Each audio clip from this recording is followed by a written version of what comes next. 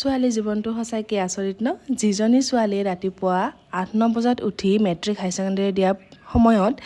পঢ়িছিল আৰু যিজনী ছোৱালীয়ে টিউশ্যন স্কুল বা কলেজ হওক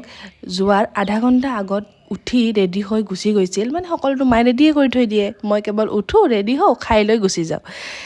আৰু তাৰপিছত বিয়া হ'লোঁ গাঁৱত হাজাৰটা চিন্তা মই ৰাতিপুৱা কেনেকৈ উঠিম বেলেগ চিন্তা নাই সেইটোৱে চিন্তা তাত গৈ দুদিনমান উঠিলোঁ শাহুমাই জগায়ো দিলে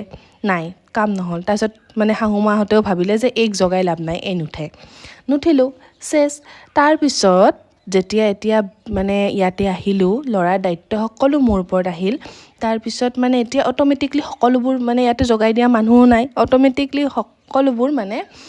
আপুনি হৈ গ'ল নিজেও গম নাপালোঁ এতিয়া যিজনী ছোৱালীয়ে ৮-৯ বজাত উঠিছিল এতিয়া 5:30 বজাত উঠি সকলো কাম কৰি ল'ৰাক ৰেডি কৰাই ৰাজবীৰটো একেবাৰে সৰু তাৰ প্ৰত্যেকটো A to Z কাম মই কৰি দিব লাগে সকলোবোৰ কৰাই ৰেডি হৈ একদম সময়মতে স্কুল গৈ পাওঁ কথাতে আছে নহয় ছোৱালী বিয়া দিলেই ডাঙৰ হৈ যায়।